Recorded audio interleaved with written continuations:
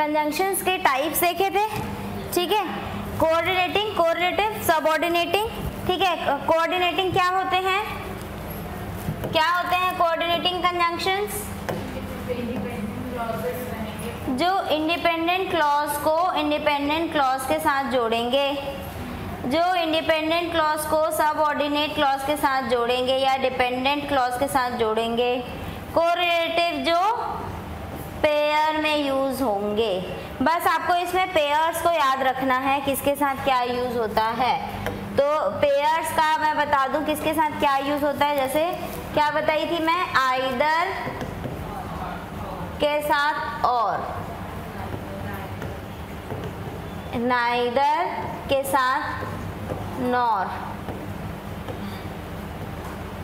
Not only के साथ but also, लेस्ट के साथ शुड, सो के साथ एज, एज के साथ एज,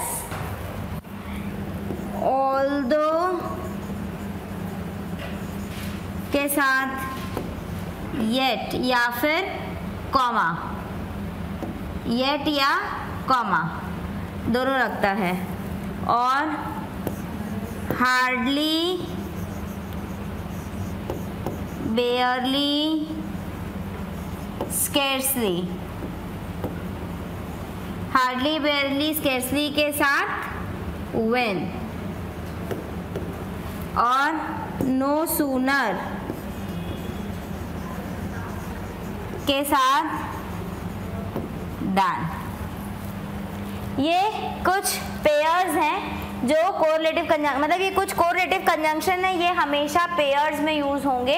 इन्हीं पेयर्स के साथ में आइदर के साथ और यूज होगा, नाइदर के साथ नॉर यूज होगा, नॉट ओनली के साथ बट ऑल्सो यूज होगा, लेस्ट के साथ शुड यूज होगा, सो के साथ एज यूज होगा, एज के साथ एज यूज होगा, ऑल्दो के साथ येट, हार्डली, बेयरली, स्केर्सली के साथ व्हेन, नो सूनर के साथ देन। ठीक है, इनमें आपको ये याद रखना है, जैसे ये है ना आइदर और, neither, nor, not only but also, यहाँ हम लोग चॉइस की बात कर रहे होते हैं। जैसे आइदर और मतलब हम क्या बोल रहे हैं, दो में से कोई एक, या तो ये या तो वो। नाइदर नॉर, ना तो ये ना तो वो, दोनों में से कोई नहीं वाली बात हो रही होती है। नॉट ओनली बट ऑल्सो, न केवल ये बल्कि वो, है ना।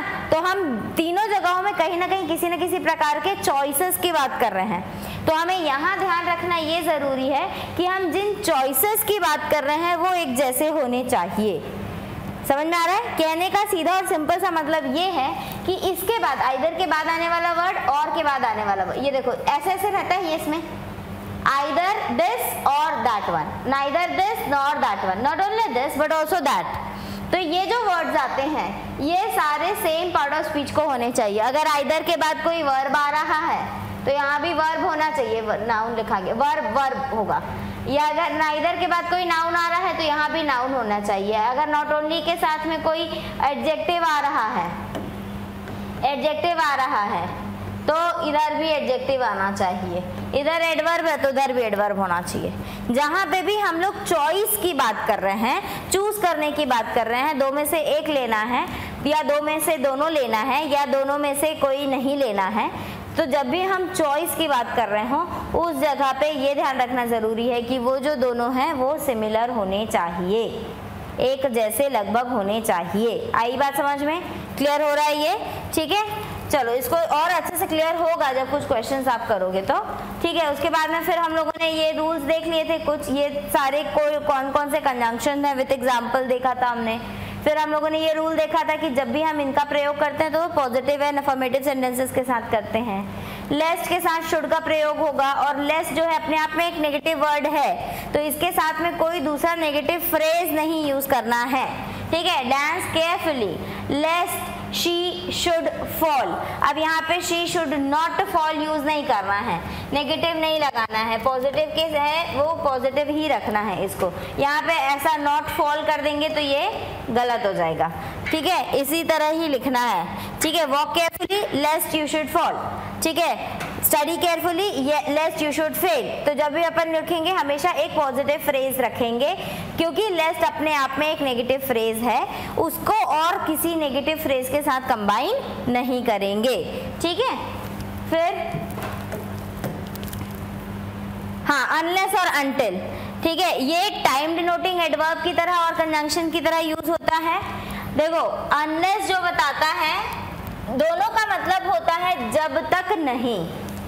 अनलेस एंड अनटिल, जैसे मैं बोलूं wait here until I come, please wait here until I come, मतलब मेरा जब तक मैं आ नहीं जाती तब तक आप मेरा इंतजार करें। हो सकता है मैं 5 मिनट बाद आऊँ, हो सकता है मैं 1 घंटे बाद आऊँ, लेकिन जब तक मैं ना आऊँ मेरे बिना जाइएगा नहीं, मेरा वेट करिएगा। मैं ऐसा बोल सकती हूँ आपको, तो मैं वहां पे बोलना चाहूंगी अनटिल, ठीक है। अनलेस और अनटिल इन दोनों का ही मतलब होता है जब तक नहीं। अब ये जब तक नहीं अगर टाइम के रेस्पेक्ट में बोल रहे हैं तो हम यूज करेंगे अनटिल। जैसे अगर मैंने बोला please wait until I come, that means जिस समय तक मैं नहीं आ जाती उस समय तक आप नहीं आते, आपको यहीं रुकना है। तो जब तक नहीं, जब हम किसी टाइम के रेस्पेक्ट में बोलेंगे तो हम यूज करेंगे अनटिल। लेकिन जब तक नहीं अगर मैं सिचुएशन के रेस्पेक्ट में बोलूं, जैसे मैं बोलूंगी unless you practise I will not take the class, जैसे कि जब तक आप प्रैक्टिस नहीं करके आएंगे मैं नहीं पढ़ाऊंगी, या मैं टेस्ट नहीं लूंगी जब तक आप प्रैक्टिस नहीं करके आ जाते। तो मैंने जब तक नहीं ये टाइम के रिस्पेक्ट में नहीं बोला, मैंने एक सिचुएशन दी, वो सिचुएशन जब आप उसको पूरा सॉल्व करके आए। समझ में आ रही बात? तो वो एक सिचुएशन हुआ, that is not a time. तो जब हम टाइम के रेस्पेक्ट में जब तक नहीं बताएंगे तो हम अंटिल का यूज करते हैं, और जब हम किसी सिचुएशन की जब तक ये सिचुएशन या ये कंडीशन पूरी नहीं हो जाती तब तक दूसरा काम नहीं होगा। तो ये सिचुएशन के रेस्पेक्ट में जब तक नहीं हम बोलते हैं तो हम लगाते हैं अनलेस, ठीक है। The father asked his daughter to wait until he return. अब यहाँ पे अंटिल बोल के ये बोल रहा है कि जिस टाइम तक उसके फादर नहीं आ जाते उन्होंने अपनी बेटी को रुकने को कहा। Then unless the employee works hard the company will not progress, unless the employee works hard, जब तक कोई एम्प्लॉई, जब तक कोई कर्मचारी मेहनत नहीं करता तब तक कंपनी का प्रोग्रेस नहीं होगा, ठीक है। तो वो एक सिचुएशन है, वो टाइम नहीं है कि एक दिन बाद कंपनी मेहनत करने लगेगी, 4 दिन बाद मतलब जो एम्प्लॉयर है वो प्रोग्रेस करना चालू कर जाएगा, लेकिन यहाँ टाइम है, ठीक है। हो सकता है 5 मिनट बाद आए, हो सकता है 5 घंटे भी लगे, लेकिन एक निश्चित समय के बाद में वो आ जाएगा। तो समय के रेस्पेक्ट में अंटिल, टी फॉर टाइम से याद रखना, टीम फॉर टाइम है तो जहाँ टाइम आएगा वो अंटिल आएगा, और जहाँ सिचुएशन आएगी वो अनलेस आएगी। समझ में आई बात? ठीक है। फिर ये देखो, ये वही है जो मैंने अभी आप लोगों को बताया कि आपको करेक्ट पेयर लगाना है। हार्डली, बेयरली, स्केर्सली के साथ व्हेन या बिफोर, नो सूनर के साथ दैन। जैसे यहाँ देखो, no sooner had he finished his speech then the audience applauded. जैसे ही, इसका मतलब क्या होता है, बड़ी, जैसे हार्डली, बेयरली, स्केर्सली, इन तीनों का मतलब होता है बड़ी मुश्किल से।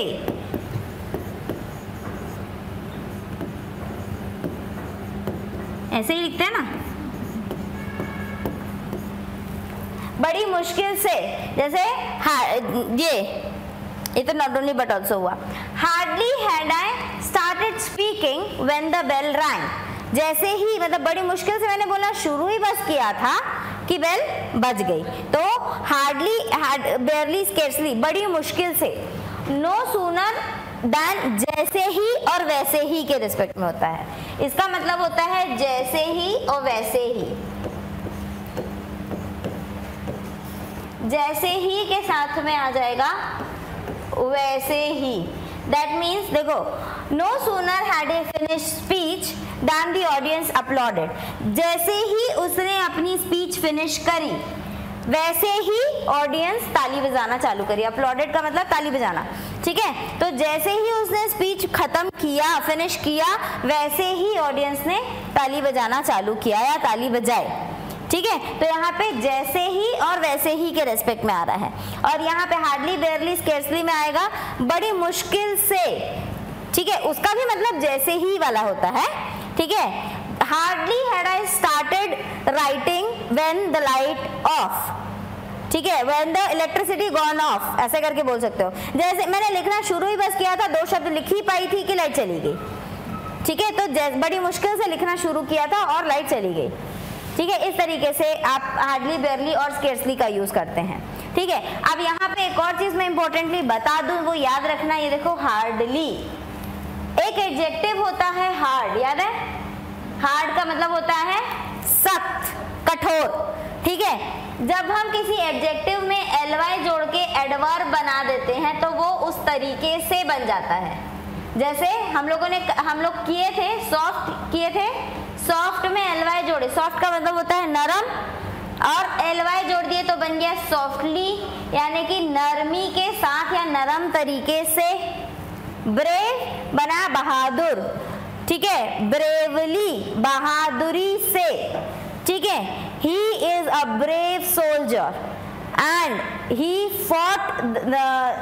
फॉट ब्रेवली, वो एक बहादुर सिपाही था और उसने जंग बहादुरी से लड़ा, यानी कि बहादुर तरीके से लड़ा, ठीक है। बहादुरी मतलब वो उसके अंदर की भावना की बात नहीं हो रही है, हम ये कह रहे हैं बहादुरी के साथ या बहादुर तरीके से, ठीक है। वह एक ईमानदार व्यक्ति है, he is a honest person, he does all his work honestly, वो अपना हर काम ईमानदारी के साथ करता है या ईमानदार तरीकों से। समझ में आ रहा है ना, काम कैसे करता है, ईमानदार तरीकों से। अब उसके अंदर उसकी क्वालिटी क्या है, ईमानदारी, honesty, honest adjective, honesty noun, honestly verb, sorry adverb, honestly adverb. समझ आ पा रहा है डिफरेंसेस, है ना। तो वही चीज आपको याद रखना है, लेकिन यहाँ पे डिफरेंस आपको क्या याद रखना है, जब भी हम किसी भी एडजेक्टिव के साथ ly जोड़ के एडवर्ब बनाते हैं तो वो उस तरीके से बन जाता है, लेकिन जब हम लोग हार्ड के साथ ly लगा के एडवर्ब बनाते हैं हार्डली, तो हार्डली का मतलब मजबूत तरीके से नहीं होता है, हार्डली का मतलब बड़ी मुश्किल से होता है। हार्ड को जब हमें एडवर्ब की तरह यूज करना है तो भी हमें हार्ड ही यूज करना होगा। यहां देखो, इसके पहले वाले में था ना,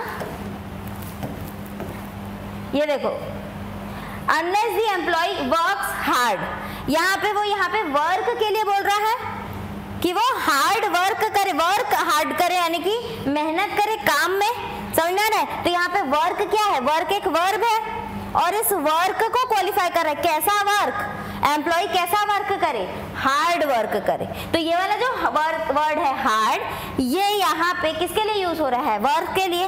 that means what is this word hard, this is an adverb. समझ पा रहे हैं कि नहीं, ठीक है। अगर ये हार्ड मतलब क्या बोलना चाहिए, हार्ड वर्किंग एम्प्लॉय हो जाता तो हार्ड वर्किंग, हार्ड वर्क का आईएनजी फॉर्म बन जाता, एम्प्लॉय के लिए एडजेक्टिव का काम करता। तो हम लोग यहाँ पे हार्ड नाउन के लिए नहीं वर्ब के लिए यूज कर रहे हैं, और इस सेंटेंस में ये वाला जो वर्ड हार्ड है वो एक एडवर्ब है, समझ आ रहा है। तो एज एन एडवर्ब भी हार्ड ही होता है, एज एन एडजेक्टिव भी हार्ड ही होता है।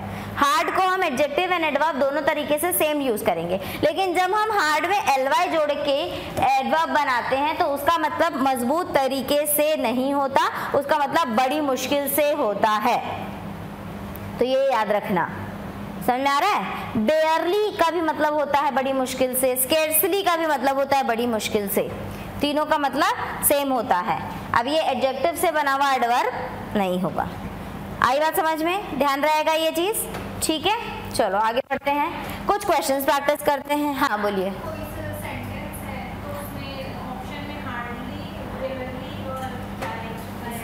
स्केर्सली दिया रहेगा तो क्या करेंगे, ऐसा कुछ नहीं होगा, तो फिर वो एग्जाम में पेपर को निरस्त करे, मतलब वो क्या बोलते हैं, क्वेश्चन को विलोपित करेगा। मैं समझ गई, तीनों का मतलब बड़ी मुश्किल से टाइम डिनोटिंग एडवर्ब है, जो कि बड़ी मुश्किल से यानी कि बहुत कम टाइम को डिनोट करने के लिए यूज होता है। तो ये तीनों एक दूसरे के बदले में यूज हो सकते हैं। हाँ, अगर ऐसा कुछ है तो आप मेरे को सेंटेंस दिखाना, अगर ऐसा कुछ आया होगा तो ये हो सकता है कि इस जगह पे ये ज्यादा परफेक्ट लग रहा हो, ठीक है, तो वो सेंटेंस स्पेसिफिक होगा, रूल स्पेसिफिक नहीं। वो सेंटेंस स्पेसिफिक होगा कि हो सकता है ये वाले सेंटेंस में ऐसा कुछ दिया हो जिसकी वजह से ऐसा हो रहा हो, बाकी रूल स्पेसिफिक नहीं है कि ऐसा कोई स्पेसिफिक, हाँ नहीं, ऐसे कोई स्पेसिफिक रूल नहीं है। तीनों का ही मतलब होता है टाइम के रिस्पेक्ट में बहुत ही कम समय के लिए यूज होता है। ठीक है, तो अगर ऐसा कुछ हो तो आप भी कुछ लेके आने वाले थे ना क्वेश्चन, मैं बोली थी आप कुछ डाउट पूछ रहे थे तो मैं बोली थी आप लेके आना क्वेश्चन, लाए हो? मैं खुद ही भूल गई, बोलो। क्वेश्चंस लेके आओ ना, अगर ऐसा कुछ लगता है जहाँ कहीं प्रॉब्लम में फंसते हो तो बिल्कुल लेकर के आओ, देखेंगे कहाँ पे प्रॉब्लम में फंस रहे हो, उसको सॉल्व करने की कोशिश करेंगे बिल्कुल। ठीक है, हाँ चलो आप क्वेश्चंस देखते हैं, यहाँ पे एक बार क्विकली देख लेंगे तो हमारा कंसेप्ट कम से कम क्लियर हो जाएगा। हाँ क्या बोल, एक second. I go to the Rocky Mountains dash I travel to South America। क्या होना चाहिए? whenever, wherever, until। क्या मतलब हो रहा है इसका? मैं रॉकी माउंटेन जाती हूँ जब भी मैं साउथ अमेरिका जाती हूँ। तो जब भी का बात हो रहा है, तो जब के लिए क्या यूज करते हैं? when, whenever, जब भी, whenever, whenever होगा इसका answer. That is the hotel dash we decided last time on our visit। when, how या if। एक मिनट, एक्चुअली ऑप्शन इसमें गलत दिया हुआ है, सही ऑप्शन खुद ही बता दो।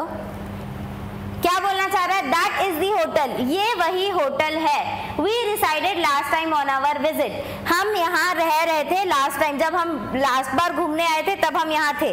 तो क्या बोलोगे? ये वही होटल है जहाँ हम लास्ट टाइम रुके थे, बोलोगे? बोलेंगे ना वैसे ही? नहीं समझ आया क्या कुछ भी? ऐसा एकदम ब्लैंक फेस क्यों बना लिया फिर? That is the hotel, options मत देखो, ऑप्शन में वो सही आंसर है ही नहीं। That is the hotel dash we decided last time on our visit। ये वही होटल है जहां हम लास्ट टाइम रुके थे जब हम घूमने आए थे, यही बोलना चाह रहे हैं ना? तो जहां हम रुके थे, जहां के लिए क्या वर्ड यूज करते हैं? जहां। अरे जहां की इंग्लिश में क्या बोलते हो? यहाँ, वहां, सारा, जहां।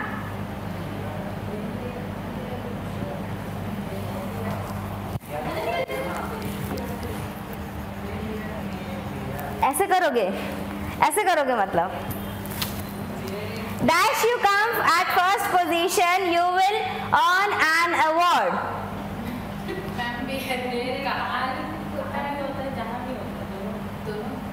तो कैसे नहीं होगा? कहाँ रहते हो तुम? वही जहाँ कल आपको शाम में मिली थी ना, वहीं तो रहती हूँ मैं, ऐसे बोलोगे ना? मैं पूछूंगी अच्छा कहाँ से आते हो, कहाँ रहते हो? वही वही कल जहाँ मिले थे ना शाम में, वहीं रहती हूँ मैं। तो the place where we met yesterday I live there. हाँ, dash you come at first position you will earn an award. How या until या if you come at first position you will earn an award। You will not qualify the exam dash you work hard। when, if, unless you work hard। I intended to go on holidays dash in May dash in June। either in May or in June, either in May or in June। dash I feel low dash joyful, I try to maintain a peaceful attitude। if or whether or, if I feel low or joyful या whether I feel low or joyful, neither I feel low nor joyful।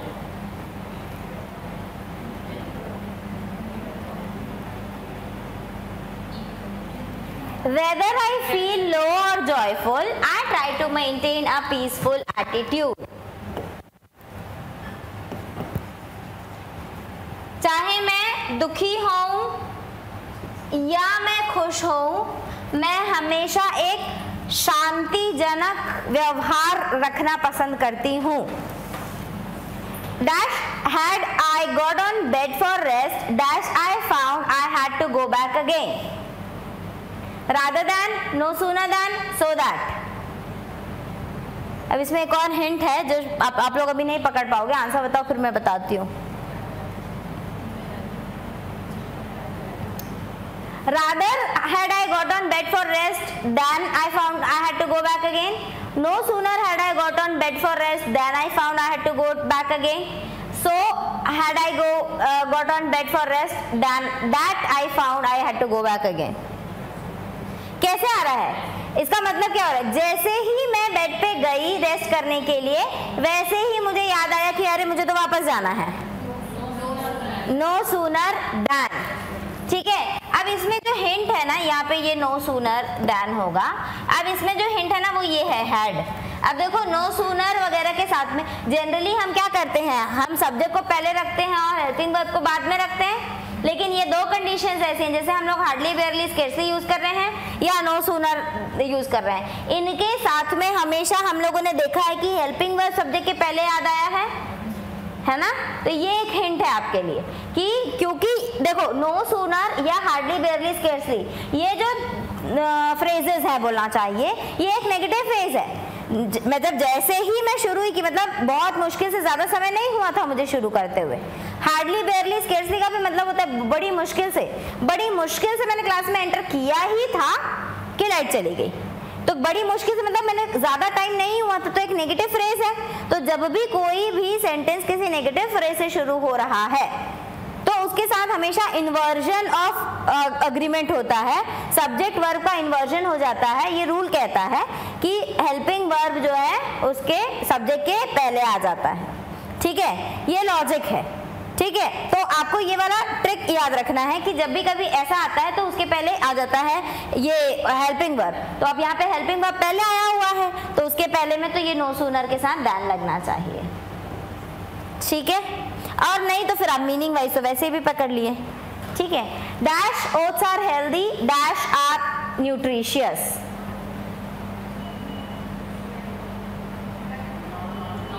Not only oats are healthy but also are nutritious. यहाँ पे not only के साथ but also.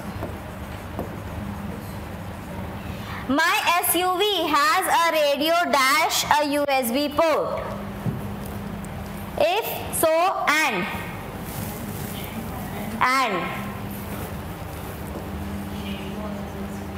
Shelly dislikes classical music dash can she listen to pop music. So Shelly dislikes classical music, so can she listen to pop music? Christina wanted to go by car to Jaipur dash Joy insisted to go by plane.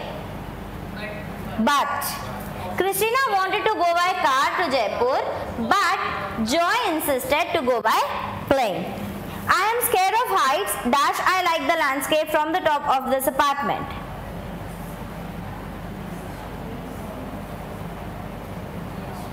Yet I am scared of heights. मुझे ऊंचाई से डर लगता है, फिर भी मुझे इस अपार्टमेंट की सबसे टॉप फ्लोर पे जाके देखना बहुत पसंद है। Yet I like the landscape from the top of this apartment. मुझे हाइट से बहुत डर लगता है, लेकिन फिर भी मेरा बड़ा मन करता है कि मैं 5वें फ्लोर पे जाऊं और ऊपर से देखूं रायपुर कैसा दिख रहा है। ये वो बोला फिर भी, येट का मतलब होता है फिर भी, तो फिर भी के लिए वाला यूज करते हैं, ठीक है। समझ आया है? रादर देन हम ऑप्शंस एंड चॉइस के लिए यूज करते हैं, ठीक है। I feel like sitting in the class rather than teaching again and again. मेरा मन करता है कि मैं उसके पढ़ाने के बजाय क्लास में बैठे रहूं। तो रादर देन का यूज हम लोग जो है ना ऑप्शंस इंस्टेड ऑफ जैसे बोलते हैं ना, इसके बजाय या इसके बदले में, उसके लिए यूज करते हैं, ठीक है। I want to rather rest now, इसका मतलब ये है कि अब मैं कुछ और करने से ज्यादा प्रेफर करूंगी कि मैं रेस्ट कर लूं। I feel rather to rest now, ठीक है। तो जब हम लोग उसके बजाय इसको प्रेफर कर लें, मैं ऐसा कर लूं इसके बजाय कि मैं वैसा करूं, ऐसा बोलने के लिए रादर के साथ देन का यूज करते हैं, ठीक है। और कोई डाउट? बन जाएगा ना? ओके तो चलो कंजंक्शंस में यही है आपके। अब हम प्रीपोजिशंस पे बात करेंगे।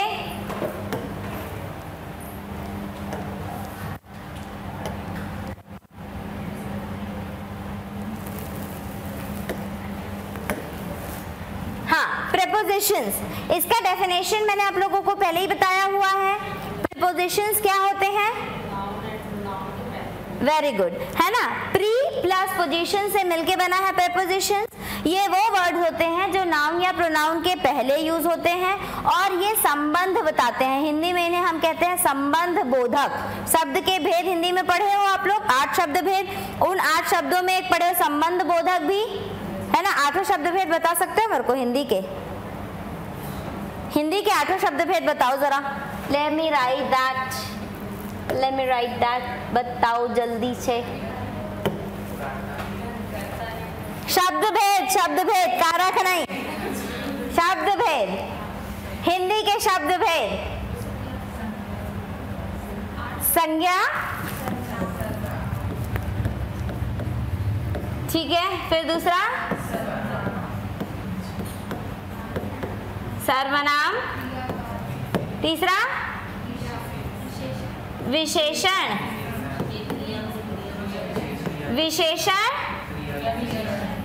क्रिया विशेषण,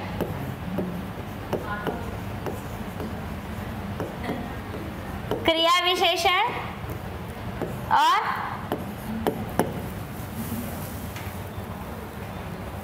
और का होता है। हाँ तो वही तो है शब्द भेद। पार्ट्स ऑफ स्पीच को ही तो हिंदी में बताना है।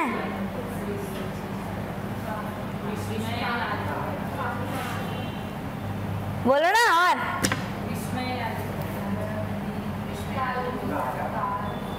काल, कारक, समुच्चय वाला क्या है?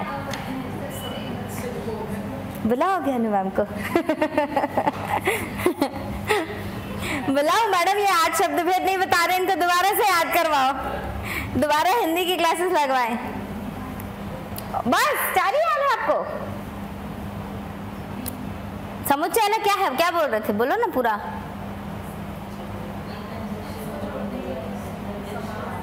समास शब्द के भेद थोड़ी है वो। समास एक प्रक्रिया है ना, प्रक्रिया है। संधि समास भूल गए? क्या होता है समास? समास और संधि वर्णों का मेल है कि शब्दों का मेल है? संधि वर्णों का मेल है और समास शब्दों का मेल है कि शब्दों में उत्पन्न होने वाले विकार हैं। मतलब मैं इंग्लिश पढ़ाऊं कि हिंदी पढ़ाऊं? दोनों। मैम को बुलाते हैं, साथ साथ में बगल में लेते हैं। हाँ स्टेज टूट जाएगा फिर तो। दोनों जने हम लोग एक साथ आ गए तो। हैं जल्दी बताओ इसको। वाच्य शब्द भेद पूछ रही हूँ बब्बा। अभी तुम लोग हिंदी पढ़े हो, ये सब देख रहे हो। क्रिया विशेषण बता सकते हो, क्रिया नहीं बता सकते हो। क्रिया नहीं बता रहे हो। क्रिया होता है कि नहीं? वर्ब को भूल गए हैं? क्रिया विशेषण बता दी, क्रिया की विशेषता बता दी। क्रिया तो पहले बताओ। हैं संज्ञा, सर्वनाम, विशेषण, क्रिया, क्रिया विशेषण। फिर उसके बाद 5वां 3 बचा है। मत पूछो ना। एक होता है संबंध बोधक। इसी को प्रीपोजिशन बोलते हैं।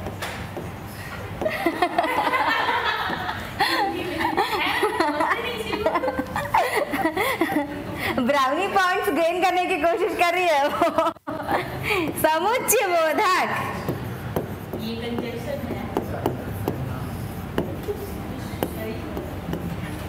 और फिर विस्मय आदि बोधक।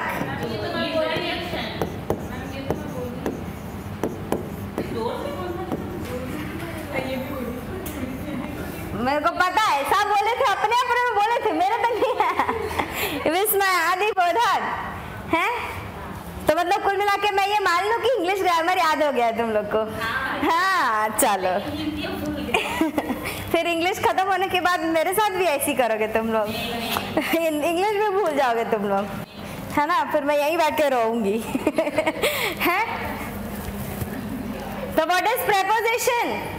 संबंध बोधक, संबंध बताता है नाउन प्रोनाउन का सेंटेंस के बाकी के शब्दों के साथ में, संबंध बताने का काम करता है प्रेपोजिशंस, ठीक है। और आता किसके पहले है? नाउन या प्रोनाउन का। अब इसी चीज को दूसरे शब्दों में अगर हम कहें तो हम ये कह सकते हैं कि जब भी कोई प्रेपोजिशन यूज होगा उसके बाद क्या यूज होना चाहिए? नाउन या प्रोनाउन, नाउन या प्रोनाउन यूज होना चाहिए। उसमें भी स्पेसिफिकली एक चीज यही बता देती हूँ, हम नाउन या प्रोनाउन की अगर हम बात करें, नाउन या प्रोनाउन जो यूज होगा एक किसी भी प्रेपोजिशन के बाद में, प्रेपोजिशन के बाद जो नाउन प्रोनाउन होगा वो हमेशा ऑब्जेक्टिव केस का होता है, ठीक है। मतलब जैसे फॉर एग्जांपल ऑफ लिखा है तो ऑफ ही नहीं लिखेंगे, ऑफ हिम लिखेंगे या ऑफ हर लिखेंगे, समझ में आ रहा है? दे नहीं लिख करके ऑफ दे नहीं लिखेंगे, उसकी जगह पे हम देम लिखेंगे। तो जब भी हम कहना यही चाह रहे हैं कि जब भी कोई नाउन या प्रोनाउन अगर प्रेपोजिशन के बाद यूज हो रहा है वो हमेशा ऑब्जेक्टिव केस में यूज होगा, ठीक है। क्योंकि ऐसे भी सेंटेंस अगर आप पढ़ोगे तो वो ऑब्जेक्ट के प्लेस पे ही जाएगा, जनरली ऑब्जेक्ट के प्लेस पे ही जाएगा, तो वो ऑब्जेक्टिव केस में ही यूज किए जाएंगे, ये याद रखना, ठीक है। फिल इन द ब्लैंक्स में ये बहुत ज्यादा हेल्प करने वाला है। चलो आगे बढ़ते हैं। अब देखते हैं, यहाँ पे देखो डेफिनेशन वाइज लिखा हुआ है, ठीक है। A preposition is a short word that is employed in sentences to show the relationship. Relationship संबंध बताने का काम करता है। Nouns, pronouns or phrases have with other parts within the respective sentences. Prepositions are normally found positions in the latter part of the sentence. Latter का मतलब होता है बाद में, ठीक है। तो सेंटेंस के जनरली आखिरी की तरफ यूज होता है generally, but before a noun और अ प्रोनाउन, ठीक है। एग्जाम क्या काम करता है preposition, what is the work, वो देखो। They are used to show the direction of something, किसी चीज का डायरेक्शन बताते हैं, ठीक है।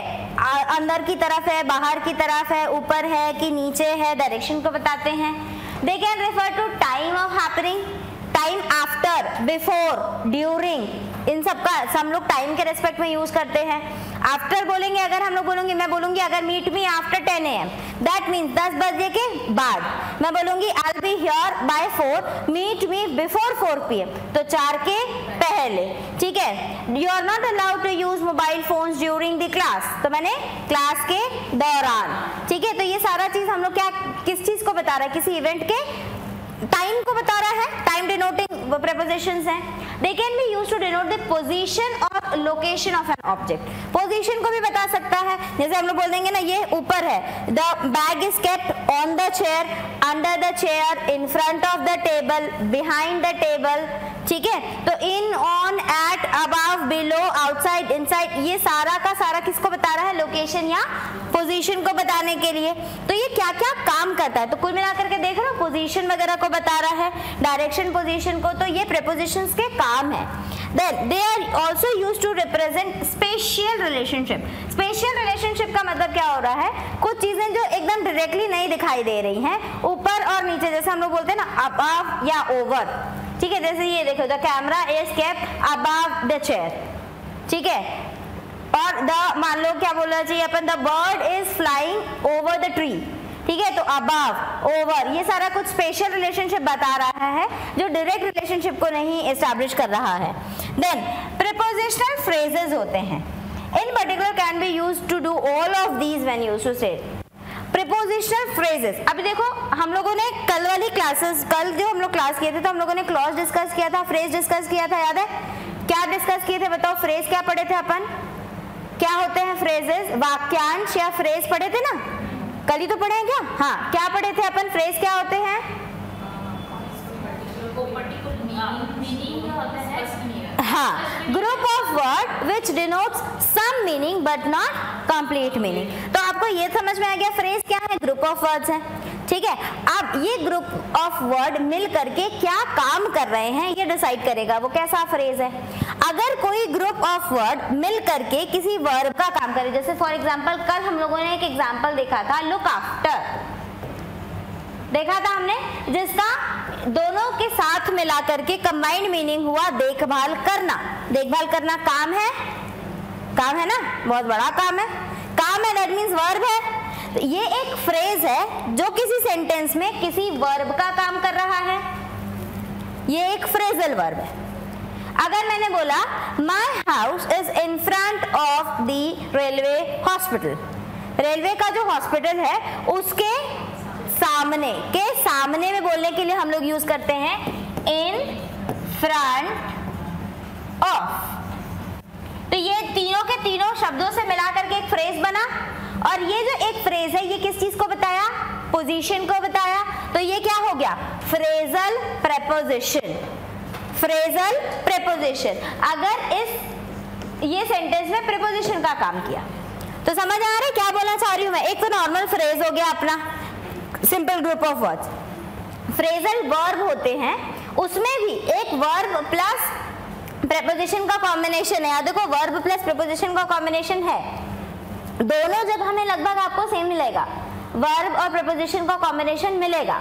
बस डिफरेंस क्या होगा, दो जब शब्द मिल करके फ्रेज जो पूरा बना वो पूरा का पूरा फ्रेज किसी वर्ब का काम कर रहा है या पूरा का पूरा फ्रेज किसी प्रेपोजिशन का काम कर रहा है। तो जिसका काम करेगा वो वैसा कहलाएगा। अगर पूरा का पूरा फ्रेज मिलकर के किसी वर्ब का काम करे तो कहलाएगा फ्रेजल वर्ब, और अगर पूरा का पूरा फ्रेज मिल करके किसी प्रेपोजिशन का काम करे तो कहलाएगा फ्रेजल प्रेपोजिशन। समझ में आ रहा है, क्लियर हो रहा है, ठीक है। तो ये फ्रेजल वर्ब एंड फ्रेजल, ये पूरे प्रेपोजिशन के यूजेस, हम कहाँ पे प्रेपोजिशन यूज करते हैं या प्रेपोजिशन का काम क्या होता है, ठीक है। आगे देखते हैं, ये कुछ प्रेपोजिशंस हैं, मैंने तीनों को अलग अलग सैग्रीगेट किया है डिपेंडिंग ऑन द यूज जो हम लोग कर रहा होता है। देखो ये है prepositions of time, time denote करने के लिए कुछ प्रेपोजिशंस यूज होते हैं। ये है प्रेपोजिशन ऑफ लोकेशन, लोकेशन बताने के लिए। ये है प्रेपोजिशन ऑफ डायरेक्शन, ठीक है। अब देखो इन, ऑन और एट इसमें भी दिखेगा और आपको इसमें भी दिखेगा, लेकिन जब हम टाइम के रेस्पेक्ट में बात कर रहे हैं, जब हमें किसी समय के रेस्पेक्ट में बात करना है तो समय के रेस्पेक्ट में ऑन का भी यूज होता है, एट का भी यूज होता है, इन का भी यूज होता है। बताओ जरा समय के रेस्पेक्ट में एट यूज करते हैं जब हम किसी भी क्लॉक टाइम को बताते हैं। जैसे मैं बोली आपको मीट मी एट 10 AM, अगर मैंने बोला तो एट, मतलब जब हम किसी एग्जैक्ट एंड स्पेसिफिक टाइम को बता रहे होंगे तब हम एट का प्रयोग करते हैं टाइम के रेस्पेक्ट में। क्लॉक टाइम को आप समझ लो, जैसे मैंने बोला eight 10 AM, your exam will start exactly at 4 PM, ठीक है। तो at 4 PM हमने बोला कि exactly 4 बजे शुरू हो जाएगा। तो जब भी हम क्लॉक टाइम की बात कर रहे हैं तब हम at का यूज करते हैं। जब हम डेज एंड डेट्स की बात कर रहे होते हैं तब हम on का यूज करते हैं, ठीक है। our next meeting will be on Sunday, ठीक है। you will have a test on Saturday, तो on का यूज हम डेज एंड डेट्स के साथ करते हैं। We got independence on 15th of August 1947, तो हम लोग डेज एंड डेट्स जब भी यूज करें तब हमको on यूज करना है। और इन का यूज तब करते हैं जब हम किसी भी मंथ का या सीजन का या ड्यूरेशन का यूज करते हैं, ठीक है। जैसे मैं बोलूंगी my anniversary falls in the month of July, मेरी एनिवर्सरी जुलाई के महीने में आती है।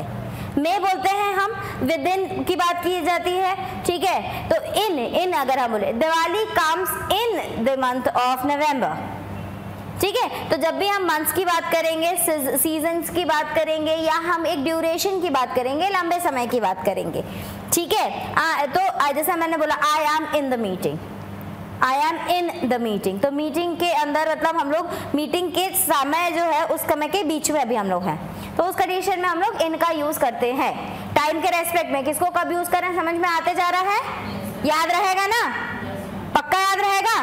कल पूछूंगी मैं, कुछ भी लिख नहीं रहे हो तुम लोग, बैठे बैठे खाली देख रहे हो। अगर ये दिमाग में याद आ जा रहा है देन गुड, नहीं तो फिर will bear the consequences.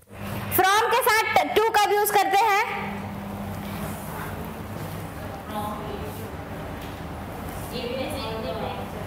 इसमें एक और बाय भी यूज होता है। देखो इसको ना मैं एक साथ बता रही हूँ, थोड़ा सा स्पेसिफिकली बता रही हूँ, थोड़ा ध्यान से समझो। देखो कोई भी इवेंट होता है, कोई भी इवेंट हुआ, ठीक है, एक इवेंट हुआ, कोई भी इवेंट जो होगा किसी भी चीज का, कैसा भी, उसका एक स्टार्टिंग टाइम होगा और एक एंडिंग टाइम होगा। किसी एक समय पे शुरू होगा, किसी एक समय पे खत्म होगा। हम किसकी बात कर रहे हैं ये डिसाइड करेगा कैसा प्रीपोजिशन यूज करेंगे। अगर हमें किसी भी चीज का सिर्फ स्टार्टिंग टाइम पता हो, कब से वो शुरू हो रहा है, जैसे मैंने बोला कि आपकी क्लास सुबह 7 बजे से चल रही है, ठीक है, आप लोग यहाँ सुबह 7 बजे से बैठे, आपके बैठने का एक इवेंट हुआ, वो शुरू हुआ, हमने सिर्फ शुरू वाले टाइम की बात करी, तो you are sitting here since 7 AM। कब तक बैठोगे पता नहीं, वो तो मेरे ऊपर डिपेंड करता है ना। मैं बोलूँ आज मैराथन क्लास लेंगे 4 घंटे पूरा का पूरा, एक ही दिन में इंग्लिश खत्म करेंगे तो हाय रम्मा, नहीं बैठेंगे, ऐसे मुंह पे बोल दोगे, मतलब नहीं बैठेंगे अरे तो कौन बिठा रहा है, मैं तो एग्जाम्पल बोल रही हूँ, मतलब सपनों में भी नहीं सोचना है, बताओ। मैं नहीं बिठाऊंगी भाई, डोंट वरी। समझ आ रहा है? जब हमें किसी चीज का स्टार्टिंग पता हो तो हम यूज करते हैं सिंस। जब हमें सिर्फ आखिरी पता हो, ठीक है, मैं कितना भी पढ़ाऊं, कुछ भी करूं, मैं कितना भी सिलेबस कवर करूं, 11:30 तक खत्म कर दूंगी, ठीक है, your class will end by 11:30 AM। अगर 11:30 तक सिलेबस नहीं भी कंप्लीट हुआ, इट्स ओके, 11:30 बजा मतलब खत्म। अब खुश अब खुश, ठीक है। तो जब हमें सिर्फ एंडिंग टाइम पता हो, या हम एंडिंग टाइम की बात करें तो स्टार्टिंग टाइम तो एंडिंग टाइम तो, जब हमें दोनों पता हो, स्टार्टिंग भी और एंडिंग भी, फ्रॉम, ठीक है, your classes will be from 7 AM to 11:30 AM। तो ड्यूरेशन के बीच की बात नहीं कर रहे ना हम लोगों ने, स्टार्टिंग और एंडिंग इवेंट की बात कर रहे ना, ड्यूरेशन की बात थोड़ी कर रहे हैं अपन, ठीक है। स्टार्टिंग टाइम और एंडिंग टाइम दोनों बता रहे हैं। Your classes will be from 7 AM to 11:30 AM, ठीक है। आपको बुलाया जाए कि चलो आपका एक्स्ट्रा क्लास है, क्या कैसे रहेगा, आपकी extra class from 8 AM to 10 AM रहेगी।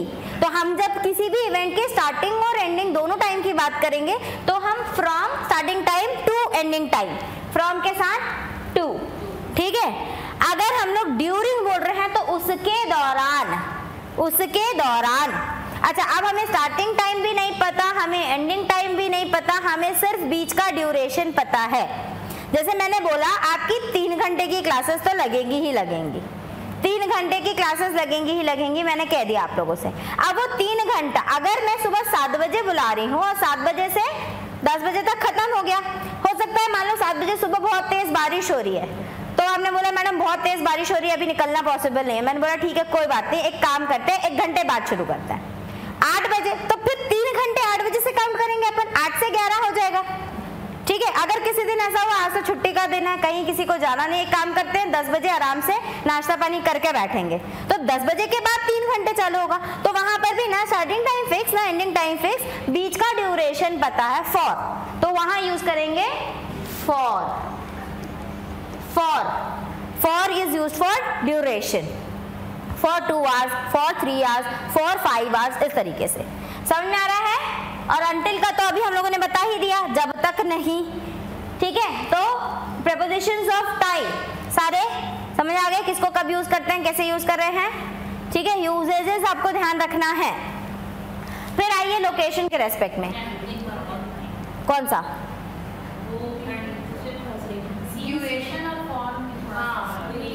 हाँ, ये ड्यूरिंग और फॉर बोलो ना।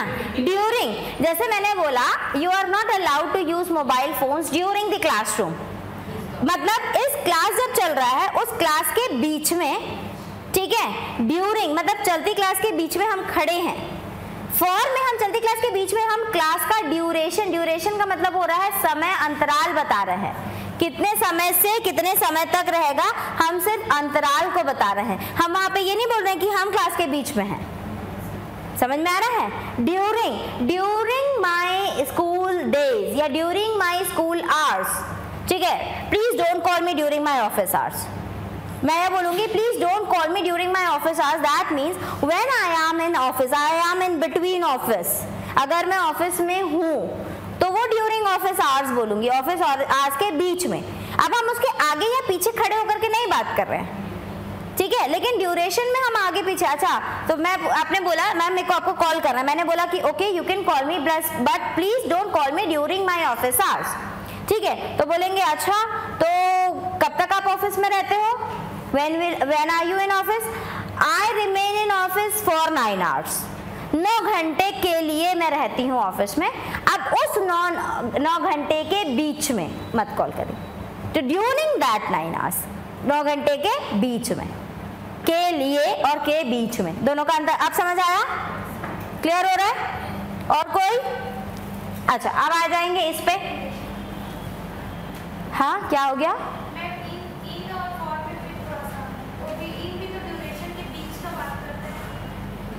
हाँ, I'll be back in 5 minutes. I'll be back in 5 minutes. मैं 5 मिनट में आ जाऊंगी, ठीक है। I'll be out of the class for 5 minutes. के लिए और में का अंतर होता है। for का मतलब के लिए है, ठीक है, कि मैं 2 घंटे के लिए यहाँ से बाहर जाऊंगी। I'll be out from this institution for 2 hours. ठीक है, मैं 2 घंटे के लिए बाहर जाऊंगी, ठीक है। I'll be back in 2 hours. मैं 2 घंटे में आ जाऊंगी, तो में और के लिए। हाँ, वो सेंटेंस को पढ़ोगे तब आपको समझ में आएगा, ठीक है। कई बार कई चीजों का एक से ज्यादा मल्टीपल यूज भी होता है। आपको वहां पे सेंटेंस में कुछ और चीजें होंगी जिनको आपको मिलकर डिसाइड करना पड़ेगा, ठीक है। देखेंगे एग्जाम्पल्स, विल सी, ठीक है। अभी हम बात कर लेते हैं लोकेशन के रेस्पेक्ट में, ठीक है। ये तो था टाइम के रेस्पेक्ट में। अब अगर हम पोजीशन के रेस्पेक्ट में बात करें तब भी हम लोग इन, ऑन एंड एट का यूज करते हैं। जैसे मैं बोलूं we live at Raipur in Chhattisgarh on the earth, तीनों का हो गया। जैसे क्या बोला मैंने, यहाँ लिखती हूँ, we live at Raipur in Chhattisgarh at, sorry at नहीं,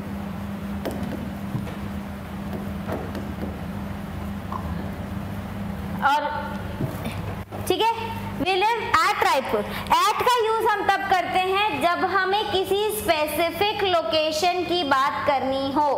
हम आगे पीछे अंदर नीचे की बात नहीं कर रहे होते हैं, हम सिर्फ स्पेसिफिक लोकेशन, क्या बोलना चाहिए, ब्रॉडली बोलेंगे, ठीक है। आपने मुझे फोन किया, बोलोगे मैम कहाँ पे हो, तो मैं बोलूंगी I am at office, I am at home. मैं ऑफिस में हूँ, मैं होम में हूँ। फिर आप ऑफिस आ जाओगे मिलने के लिए, बोलोगे ma'am I am also at the office, where are you? Ma'am मैं भी ऑफिस में हूँ, अब कहाँ हो आप? तो मैं बोलूंगी इन माई केबिन, मैं ऑफिस में हूँ अपने केबिन में, इन माई केबिन। तब जब मैंने स्पेसिफिकली, आप यहाँ आकर के स्पेशली पूछे तो मैंने बता दिया। अगर आपने कहीं से मोटा मोटी दूर से पूछा, ठीक है, तो कि कहाँ हो, तो मैं बोलूंगी मैं ऑफिस में हूँ। अच्छा, where will you be in next 2 hours? I will be at the bus stop. मैं बोलूंगी कि मैं आपको बस स्टॉप पे मिलूंगी। अब बस स्टॉप में मैं किसी रेस्टोरेंट में बैठी हूँ, या बस स्टॉप में मैं किसी बस में बैठ के कहीं जा रही हूँ, या बस स्टॉप में मैं खाली बस नज़ारे देखने आई हूँ, ये कोई चीज़ को हम लोगों ने स्पेसिफाई नहीं किया, बस एक लोकेशन को हमने ब्रॉडली बता दिया कि इस जगह पे। तो उस कंडीशन में हम लोग एट का यूज करते हैं स्पेसिफिकली, ठीक है, ठीक। जैसे somebody is at the door, specific location, somebody is at the door, at का यूज करते हैं। इन का यूज कब करते हैं? जब हम किसी एनक्लोज, जैसे ये है 4 दीवारी के अंदर, we are sitting in the classroom, हम क्लासरूम के अंदर बैठे हैं, तो किसी चीज के अंदर के रेस्पेक्ट में बताना हो, जब हम एनक्लोज एरिया की बात कर रहे हो, ठीक है। Where is your pen? My pen is in the box, in the purse, ठीक है। इन एक बॉक्स है जो आपका एनक्लोज एरिया है, पर्स है जो आपका एनक्लोज एरिया है। तो जब भी हम किसी एनक्लोज एरिया के अंदर, वो भी रेस्ट की बात करेंगे। अभी मोशन आएगा इनटू ने लिखा है ना इसमें, इनटू लिख देते हैं, इनटू भी यूज करते हैं। इन और इनटू दोनों में क्या अंतर होगा? इन को रेस्ट पोजीशन के लिए, इनटू मोशन के लिए। जैसे he jumped into the well, ठीक है, रिवर के इन गया लेकिन मोशन के साथ गया तो into, ठीक है। तो इन का हो गया अंदर के रेस्पेक्ट में, एनक्लोज्ड एरिया। और ऑन का यूज कब करते हैं?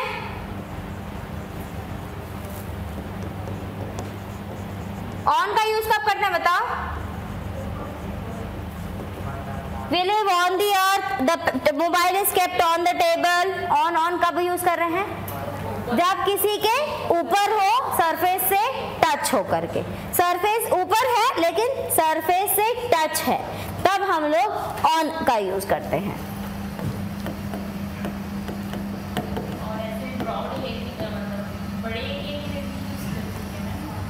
कैसे?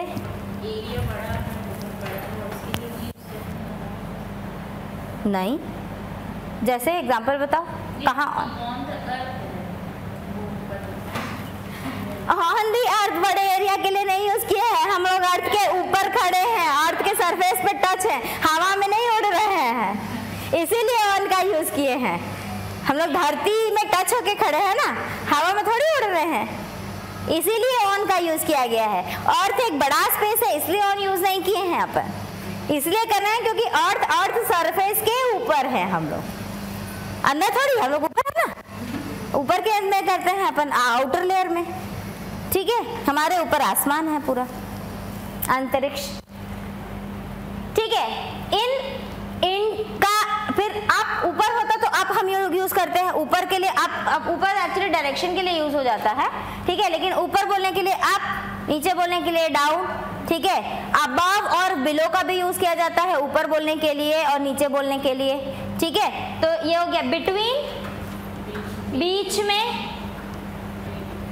बिटवीन बीच में बोलने के लिए, और वो भी सिर्फ और सिर्फ दो के बीच में, तब बिटवीन यूज होगा। दो से ज्यादा हुआ तो क्या यूज करेंगे? किसी चीज के बीच में हो रहा है अगर दो से ज्यादा है तो, जैसे फॉर एग्जाम्पल मैं लेकर के आई एक चॉकलेट, अब मैंने बोला, जैसे मैंने इनको दिया, इनके बीच में बांट दो, तो बोलेंगे बिटवीन दीज टू, क्योंकि दो है तो बिटवीन दीज टू। लेकिन मैं बोलूंगी कि नहीं, हम सब मिलके खाते हैं, तो हम सबको करना है तो डिस्ट्रीब्यूट दिस चॉकलेट, क्या हो जाएगा? अमंग। अमंग का यूज करेंगे दो से ज्यादा के लिए, दो से ज्यादा के लिए अमंग का यूज करेंगे, ठीक है। अंडर का मतलब तो नीचे हो गया, बिहाइंड मतलब पीछे हो गया, बिसाइड मतलब बगल में, बिसाइड का मतलब बगल में, अबव ऊपर, बिलो नीचे, आफ्टर बाद में, ठीक है। आफ्टर यहाँ आना चाहिए वैसे तो, आफ्टर टाइम में आना चाहिए वैसे तो। वेरी गुड, बहुत अच्छा क्वेश्चन। अबव भी ऊपर, ऑन भी ऊपर, ओवर भी ऊपर, तीनों का मतलब ऊपर होता है। ऑन का यूज हम तब करते हैं जब किसी चीज के ऊपर सरफेस, जैसे ये on, I have kept this pen on my palm, मेरे हथेली के ऊपर, touching to the surface of my palm, touching to the surface है, उसके ऊपर है लेकिन सरफेस को टच कर रहा है, तब हम यूज करते हैं ऑन। देखो यहाँ पे, देखो कैमरा लगा है इस चेयर के ऊपर, लेकिन क्या ये कैमरा इस चेयर को टच कर रहा है? नहीं। So when something is kept above, मतलब इसको बोलेंगे अबव, किसी के ऊपर है, एक फिक्स्ड पोजीशन पे है, तो उस कंडीशन में हम उसको बोलेंगे अबव। अब किसी फिक्स पोजीशन को नहीं, किसी एरिया को कवर कर रहा है, ओवर माई हेड, ठीक है, the roof is over our head, एक एरिया को कवर कर रहा होगा, ऊपर के रेस्पेक्ट में टच नहीं हो रहा है, ऊपर है लेकिन कवर नहीं। वैसे ही बिलो और अंडर का डिफरेंस है, ठीक है। बीनीथ, बिलो, अंडर तीनों होता है। बीनीथ भी वर्ड यूज किया जाता है नीचे बोलने के लिए, BENEATH, इसका भी मतलब होता है नीचे विथ टच। जैसे मैं बोलूं he is wearing a white shirt beneath his blazer, उसने ब्लेजर पहना है, ब्लेजर के नीचे व्हाइट शर्ट पहनी है, तो ब्लेजर और व्हाइट शर्ट टच होंगे एक दूसरे से, है ना, तो वो कैसे कंडीशन होगा? नीचे विथ टच, ठीक है। Below the, I found a pen under the chair, the cat is sitting below the chair. तो बिलो नीचे, अच्छा अबव और बिलो जनरली यूज किया जाता है जब किसी लिमिट की बात कर रहे हैं। Below this temperature it will be called as a winter season. Below above this limit, तो अबव और बिलो का ज्यादातर यूज हम लोग किसी एक लेवल से ऊपर या नीचे की बात कर रहे होते हैं, तब हम लोग करते हैं। ठीक है, उसका भी मतलब नीचे, इसका भी मतलब नीचे। समझ में आ रहा है? ठीक है ना? ठीक, अब देखो बिसाइड मतलब बगल में, बिलो ये तो हो गया। नेक्स्ट टू जस्ट बगल में, नेक्स्ट टू जस्ट बगल में, that is she is sitting next to her, तो next to her that means उसके जस्ट बगल में। ठीक है, नियर टू पास में, my house is near to the railway station. अब इन रेलवे स्टेशन के जस्ट बगल में नहीं है, नियर टू है, मतलब वहां से ज्यादा दूर पे नहीं है, पास में है।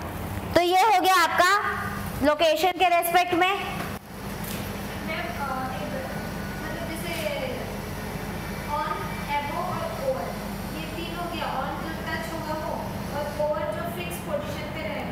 नहीं नहीं, हाँ एक लेवल पे, हाँ हाँ। बीनीथ बताइए, तो बीनीथ टच होता है, ठीक है, और नीचे एक लेवल पे है, बिलो है, और नीचे लेवल की बात नहीं, कवर कर रहा है तो अंडर है, कवर में अंडर। ठीक है, आप ऐसे याद करो, ऑन बीनीथ, ठीक है, अबव बिलो, ओवर अंडर। ठीक, अब ऐसे याद करो, याद रहेगा फिर। समझ में आ गया है? अब आ गया इधर डायरेक्शन के रेस्पेक्ट में टूवर्ड्स। टूवर्ड्स का मतलब जैसे बोलेंगे ना वॉक टूवर्ड्स मी, मैं बोलूंगी मेरी तरफ चलो, वॉक टूवर्ड्स द वॉल, दीवार की तरफ। ठीक है, टूवर्ड्स का मतलब की तरफ, की ओर, की ओर या की तरफ। ठीक है, अवे से दूर। ठीक है, अवे का मतलब होता है से दूर, ऑफ का मतलब भी से दूर होता है, लेकिन वो डिटैच हो रहा होता है, किसी से अलग हो जाए। जैसे मैं बोलूंगी ना कि आई फेल ऑफ द स्टेज, अगर मैं यहाँ से नीचे गिरी और गिर के स्टेज से नीचे पूरा मतलब हट गई, स्टेज से डिटैच हो गई, तो I fell off the stage. तो off, O double F off, O double F off. अच्छा, ओ एफ ऑफ भी यूज होता है, लेकिन ओ एफ ऑफ का यूज करते हैं हम संबंध बताने के लिए। जब भी हम प्रेपोजिशन ओ एफ का यूज करते हैं तो हम बोल, जैसे मैंने बोला the cap of the pen, तो पेन का कैप। ठीक है, तो ऑफ संबंध बताने के लिए यूज करेंगे, जैसे कवर ऑफ मोबाइल, मोबाइल का कवर। ठीक है, कलर ऑफ कैमरा, कैमरे का कलर। तो हम यहाँ पे जो ये का के की यूज करते हैं ना, तो का के की के लिए यूज होता है ऑफ। ऑफ का मतलब हो गया का के की, लेकिन ओ डबल एफ का मतलब हो गया से अलग, से अलग। जो अपन पढ़ते थे ना अपादान, पेड़ पत्ते पेड़ से अलग हो रहे हैं, डिटैच हो रहा है। So the leaves are falling off the tree, off करके अपन बोलेंगे। ठीक है, ऑफ मतलब किसी से अलग हो जाना। ठीक है, अक्रॉस, अक्रॉस का मतलब अक्रॉस पार होना, उससे पार होना, across the river, across the road, पार होना इधर से उधर। ठीक है, अगेंस्ट, अगेंस्ट का मतलब होता है ऑपोजिट, अगेंस्ट का मतलब होता है ऑपोजिट, ऑपोजिट के लिए अगेंस्ट का यूज करते हैं। फिर अलोंग, अलोंग का मतलब के साथ साथ, के साथ साथ। देयर इज अ हाँ पैरेलली, वही तो parallelly, there is a pavement constructed along the road. तो रोड जैसे जैसे चल रही है उसके बगल में पेवमेंट बना हुआ है, तो अलोंग का मतलब होता है के साथ साथ, या जैसे आप बोल रहे हो पैरेलली, पैरेलली साथ साथ में। ठीक है, थ्रू, थ्रू का मतलब से होकर गुजरना, जैसे बोलते हैं ना water flows through the pipe, तो थ्रू का मतलब हो गया से होकर, उसके अंदर से होकर गुजरना। से होकर गुजरने के लिए अपन यूज करते हैं ये वाला प्रेपोजिशन। आया समझ में? ठीक है, अच्छा फ्रॉम, फ्रॉम भी एक प्रेपोजिशन यूज करते हैं हम, क्या बोलने के लिए? से बोलने के लिए बोलते हैं। मैंने इसमें रखा है कि नहीं वाला क्वेश्चन, देखते हैं। यहाँ तक समझ में आया ना सारा? हाँ पूछो। अवे का मतलब होता है दूर, move away, move away, get this away from me, take it away. आप लोग टेक अवे पार्सल करते हैं ना, वहां से ले जाते हैं घर, तो टेक अवे, अवे का मतलब होता है दूर, टूवर्ड्स का मतलब होता है तरफ या पास, अटैच, डिटैच हो जा रहा है। हाँ, एक ही मीनिंग के लिए एक से ज्यादा प्रीपोजिशंस यूज होते हैं। अवे का मतलब सिंपली दूर है, ठीक है, उससे दूर कर दिया आपने, ठीक है। Move this chair away from that one, तो उस चेयर, इस चेयर को उस चेयर से दूर कर दो, ठीक है। Take this chair off this room, इस रूम से अलग कर, ठीक है। ऑफ दिस रूम यानी कि यहाँ से हटा देना, ऑफ का मतलब किसी चीज से डिटैच कर देना, अवे का मतलब डिटैचमेंट नहीं, दूरी, सीधा सिंपल सा, दोनों में डिफरेंस समझना है तो अवे का मतलब होता है सिर्फ दूर करना, ऑफ का मतलब होता है डिटैच कर देना। हाँ, थ्रू आउट, थ्रू आउट मतलब पूरे उसके दौरान, ठीक है। I was speaking continuously through out the class, मतलब पूरी की पूरी चीज चल रही थी उस पूरे दौरान। थ्रू का मतलब भी होता है वो से होकर गुजरने वाला, अंदर से होकर गुजरने के लिए हम लोग जनरली थ्रू बोलते हैं, ठीक है। तो उसके लिए, और थ्रू आउट मतलब पूरा, टोटल, समझ में आ रहा है, ठीक है। फिर क्वेश्चंस करते जाएंगे तो और भी कुछ चीजें क्लियर होती जाएंगी, don't worry about that.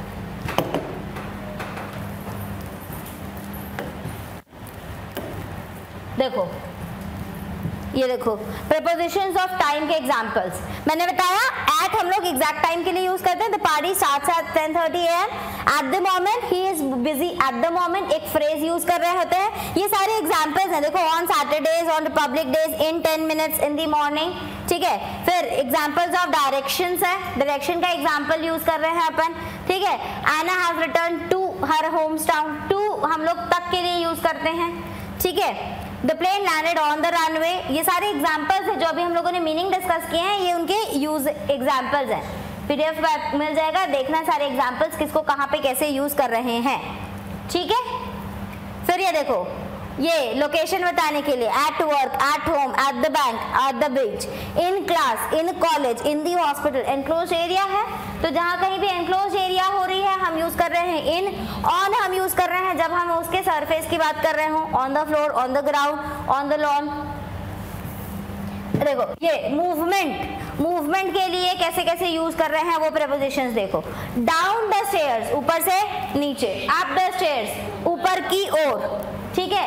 Out of the box बाहर, इनटू द बॉक्स अंदर, टुवर्ड्स द बॉक्स की तरफ, अवे फ्रॉम द बॉक्स उससे दूर, पास्ट द बॉक्स पीछे बाद में, है ना, ओवर द बॉक्स इससे इधर, ठीक है। ऑन टू द बॉक्स उसके ऊपर, ठीक है। ऑफ द बॉक्स देखो वहां से डिटैच अलग, अराउंड द क्यूब चारों तरफ, ठीक है। अंडर उसके नीचे एरिया कवर कर रहा है, ठीक है। अलोंग द रोड साथ साथ में, ठीक है। अक्रॉस द रोड रोड के आर पार, ठीक है। थ्रू द ट्यूब इसके अंदर से होके। अब ये बॉल है जो कहाँ कहाँ मूव कर रहा है उसके हिसाब से अलग अलग हम प्रीपोजिशंस यूज कर रहे हैं, यही सब अभी हम लोगों ने डिस्कस किया है।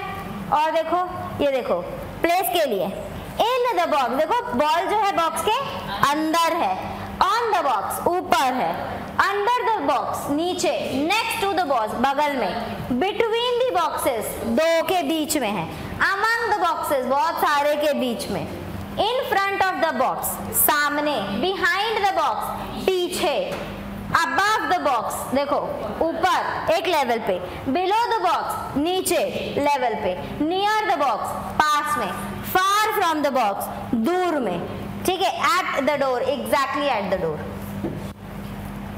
ठीक है। तो किसको कैसे यूज कर रहे हैं ये याद रखना, इसी में सबसे ज्यादा कंफ्यूजन होता है और इसी में एग्जाम्स में क्वेश्चन इसीलिए पूछता है क्योंकि कंफ्यूजिंग है, ठीक है। अब बात कर लेंगे फ्रेजल प्रीपोजिशंस की। लास्ट फ्रेजल प्रीपोजिशंस क्या होते हैं मैंने आपको बता दिया है, जब कोई फ्रेज किसी प्रीपोजिशन का काम करे, जैसे यहाँ देखो इंस्टेड ऑफ यूज करते हैं के जब, हाँ के बजाय या के बदले में बताने के लिए हम लोग इंस्टेड ऑफ यूज करेंगे। Use a pen instead of a pencil, ठीक है। You can use a pen instead of a pencil, ठीक। तो इन स्पाइट ऑफ इसका मतलब हो गया के बदले में, कहाँ है, अरे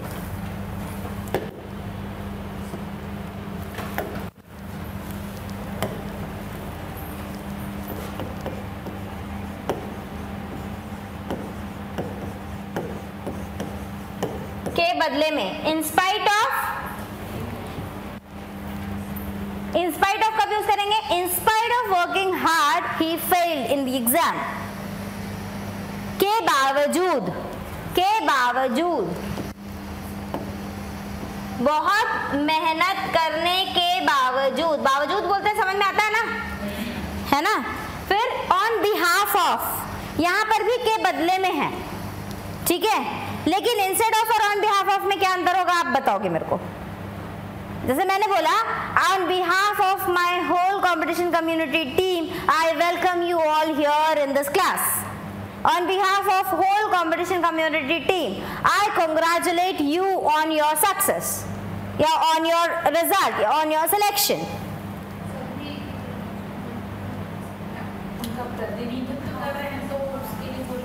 और instead of, तो दोनों में क्या अंतर हुआ? जैसे मैंने एक स्टेटमेंट बोला I congratulate you on behalf of the whole competition community team, और मैं बोलूं I congratulate you instead of the competition community team. उन लोगों ने नहीं किया तो आपने किया, तो इंस्टेड वाले में आपने। Very good. और बिहाफ में हमने सब करते और कर, वेरी गुड, समझ आया अंतर? इंस्टेड ऑफ के बदले में तो वो नहीं कर रहे हैं तो मैं कर रही हूँ, ठीक है, उनकी जगह मैं कर रही हूँ क्योंकि वो नहीं कर रहे। लेकिन ऑन बिहाफ ऑफ मतलब वो भी आपको कंग्रेचुलेट करना चाहते हैं, मैं भी आपको कंग्रेचुलेट करना चाहती हूँ, उन सबके बिहाफ पे मैं, सबके बदले में मैं, तो दोनों जगह के बदले में यूज हो रहा है, लेकिन कैसे कॉन्टेक्स्ट में यूज हो रहा है समझ पा रहे हैं ना?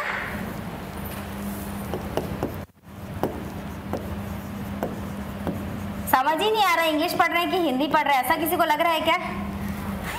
हाँ, तो इंग्लिश पढ़े, फिर बोलोगे नहीं। On place, keep it at on place.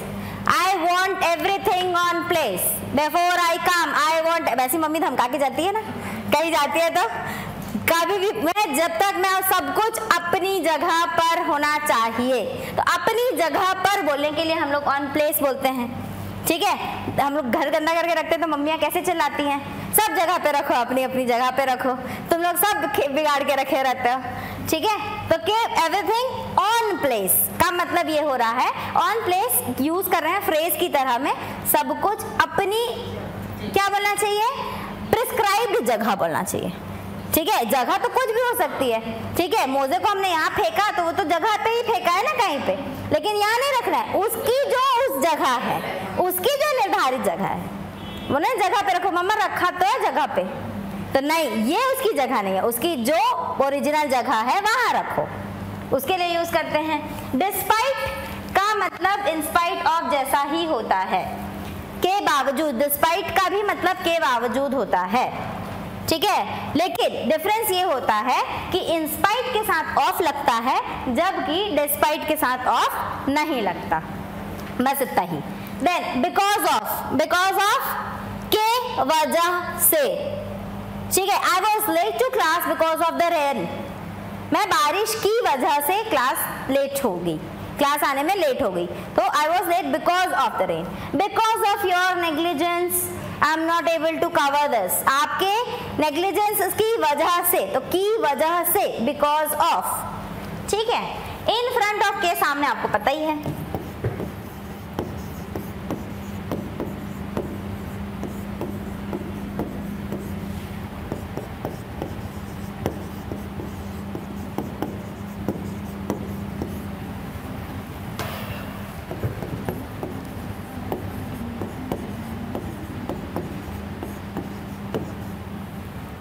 ठीक है।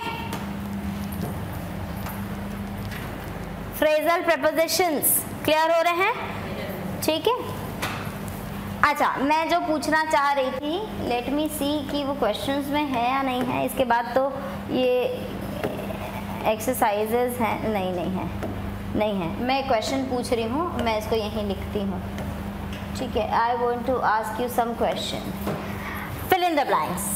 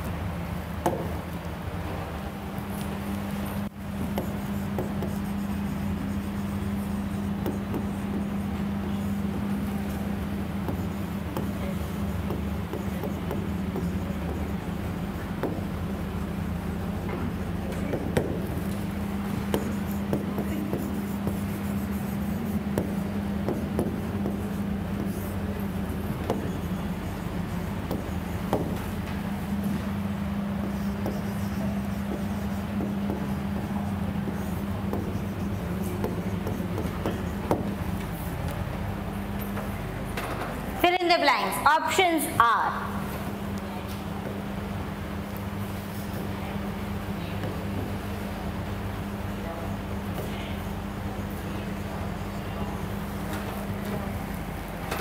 made of, made from.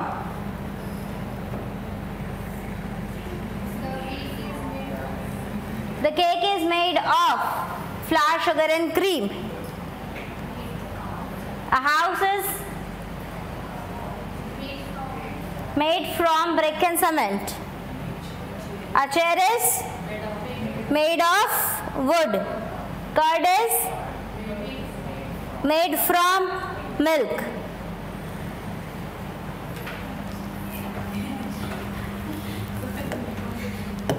अब बताओ क्यों? जो आपने आंसर बोला क्या लॉजिक लगा के बोला? हिंदी में सोच रही हूँ वही जम रहा था। उससे बना है करके तो मेड फ्रॉम सोच रही थी ना, मेड ऑफ फ्लावर। यहाँ क्या आना चाहिए? द केक इज मेड, देखो मेड तो सब जगह आएगा ही आएगा, है ना, मेड तो है ही है, मेड लिख ही लेते हैं अपन।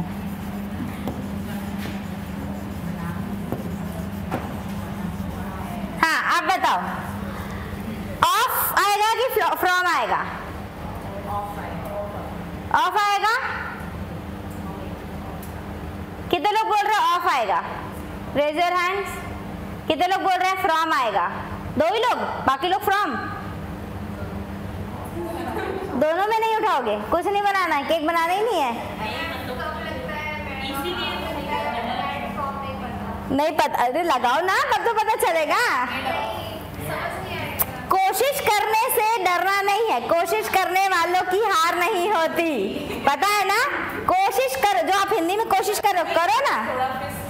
अच्छा चलो ठीक है, यहाँ पे कंफ्यूजन अभी भी बरकरार है, छोड़ो। यहाँ देखो, हाउस इज मेड ऑफ की फ्रॉम? From, from.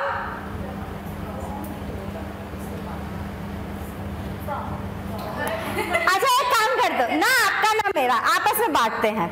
या तो मैं आंसर बताऊंगी या तो मैं रीजन बताऊंगी। अगर आप आंसर सही बताओगे तो रीजन मैं बता दूंगी, लेकिन अगर मैं आंसर सही बता देती हूँ तो रीजन आप बता दोगे।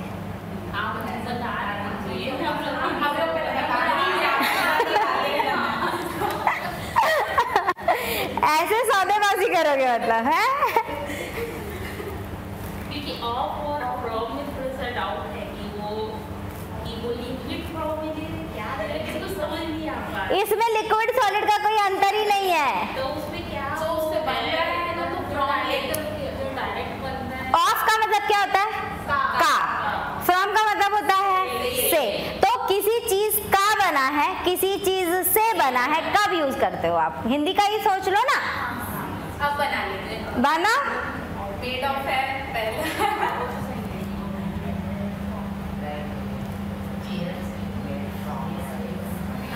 अब मैं आंसर बता दूं?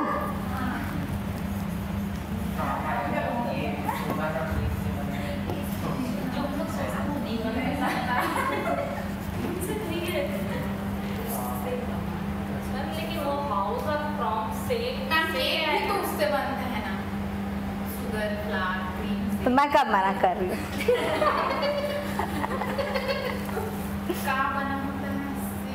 मैं बता दीजिए एक बार अच्छे से। ऑब्वियसली बताऊंगी ही, तभी वो क्वेश्चन निकाली हूँ। बिना बताए छोड़ूंगी थोड़ी, तभी तो क्वेश्चन निकाली हूँ। अंतर क्या हो रहा है उस चीज को आप लोग समझो। जब हम केक बना रहे हैं फ्लावर, शुगर एंड क्रीम से, तो दोबारा फ्लावर, शुगर एंड क्रीम मिलेगा क्या? केक को ऐसे से तोड़ तोड़ के देखेंगे तो? जब हम घर बना रहे हैं ईंटें और सीमेंट से, इसको यहाँ पे ऐसे तोड़ेंगे तो ईंटा और सीमेंट दिखेगा? हाँ।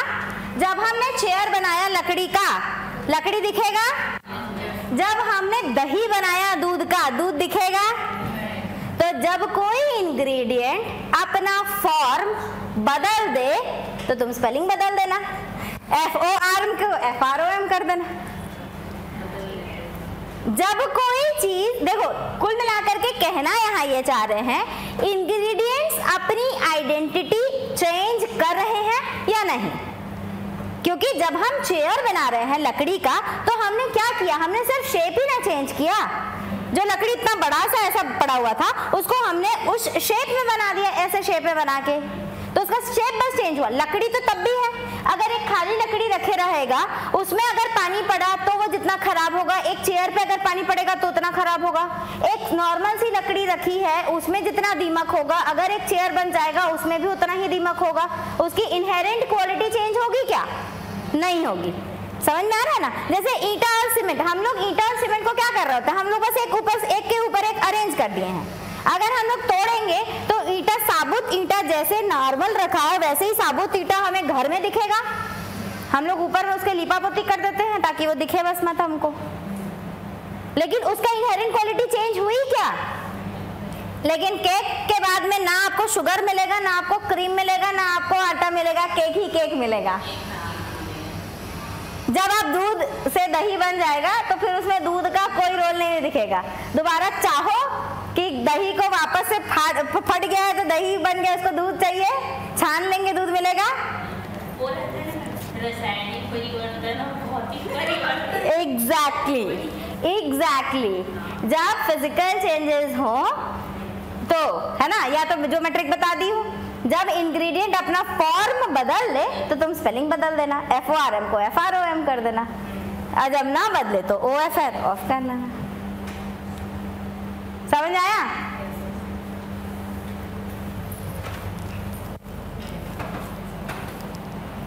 पांच मिनट और एक्स्ट्रा रुकोगे? कुछ क्वेश्चन प्रैक्टिस करा दूं? हाँ, इसीलिए पूछ रही हूँ। 5 मिनट और लगेगा क्वेश्चन कराने के लिए, नहीं तो फिर क्वेश्चन स्किप करूंगी मैं, एक्सरसाइज में है करके। ठीक है, चलो ये वाली चीज तो अच्छे से समझ आ गई ना? ये देखो, ये कुछ एग्जाम्पल्स दिए हुए हैं, ठीक है, आप लोगों को PDF मिलेगा, एग्जाम्पल्स देख देख के आप लोग समझ पाओगे। जैसे there is a lake in front of my house, के सामने में, फ्रेजल प्रीपोजिशंस का है, ठीक है। She made pizzas in spite of making burgers, burgers बनाने के बावजूद उसने पिज्जा भी बनाया, तो बावजूद के लिए यूज कर रहे हैं। तो इससे आप लोग एग्जाम्पल्स देख सकते हैं जैसे हम लोग फ्रेजल प्रीपोजिशन का कैसे यूज कर रहे हैं। यहाँ पे मैंने कुछ आप लोगों को वो दिया हुआ है, phrasal preposition with Hindi meanings, कि किसको कब यूज करना है, सम मोर फ्रेजल प्रीपोजिशन, इसको भी आप लोग देख सकते हो। अकॉर्डिंग टू, के अनुसार, जैसे बोलते हैं ना, answer according to the question, तो क्वेश्चन के अनुसार आंसर देना है, ठीक है। तो ये भी कुछ फ्रेजल प्रीपोजिशंस हैं, ठीक है, इसको भी आप लोग एक बार रेफर करना और देख लेना किसको कब यूज करते हैं, इसका मीनिंग के साथ में मैंने इसमें डाल दिया है साइड पे। नेक्स्ट, अब आ जाते हैं क्वेश्चंस पे, ठीक है, ये इंपॉर्टेंट रहता है प्रैक्टिस करना। I believe on solving questions rather than theory, theory से ज्यादा मुझे यही सही लगता है। The dog ran dash the road,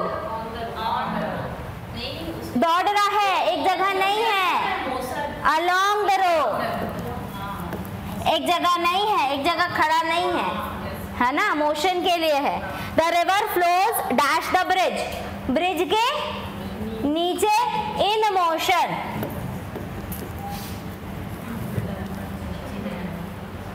under bridge बनी होती है ना, रेलवे लाइन के नीचे अंडर ब्रिज बनी है।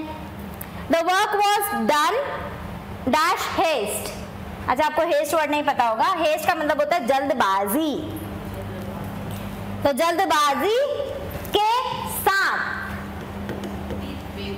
जल्दबाजी के साथ जो काम हुआ वो जल्दबाजी के साथ हुआ, तो जल्दबाजी के साथ, विथ का मतलब होता है साथ। अच्छा ये तो मैंने बताया नहीं आप लोगों को, विथ और बाय, ये हम लोग नरेशन में बहुत ज्यादा यूज करने वाले हैं, विथ और बाय।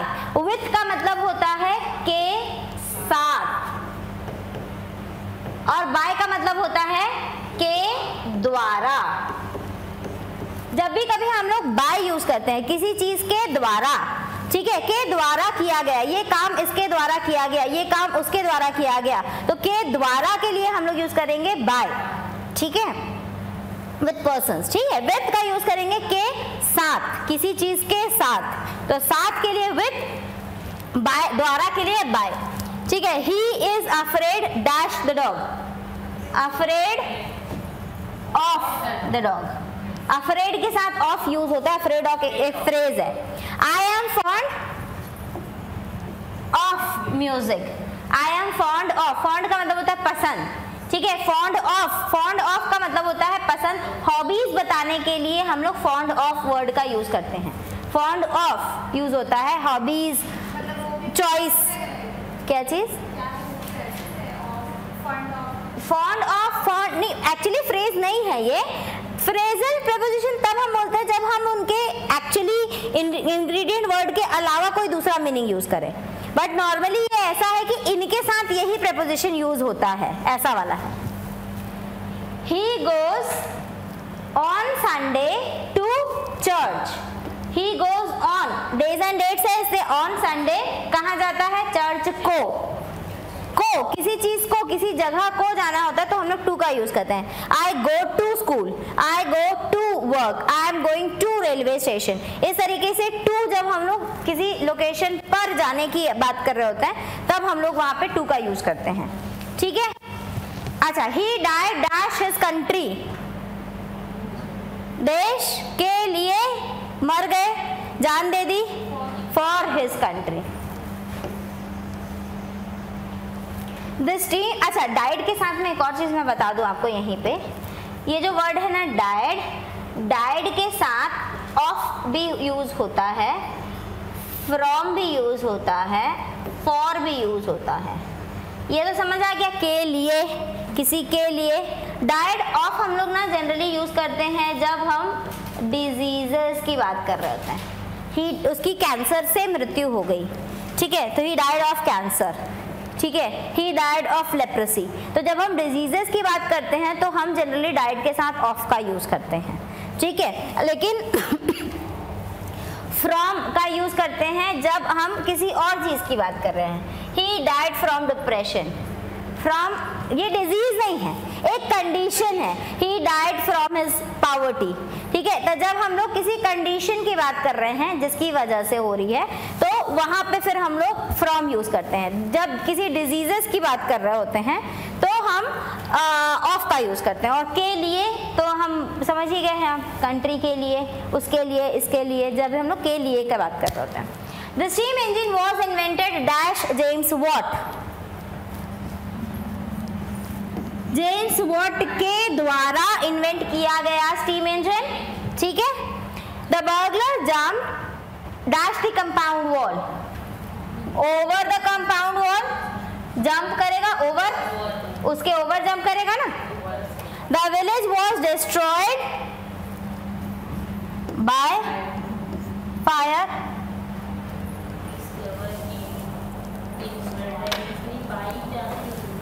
इन्वेंटेड एंड डिस्कवर्ड में,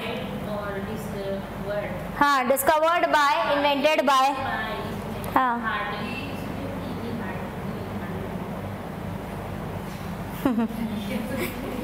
क्वेश्चन ही नहीं समझ पा रहे हो क्या है।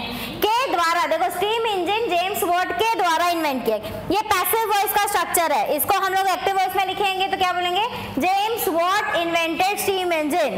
जेम्स वॉट ने स्टीम इंजन का इन्वेंशन किया, उनका आविष्कार किया। जेम्स वॉट ने स्टीम इंजन का आविष्कार किया, इसके लिए हम लोग यूज करेंगे वहां पे खोज।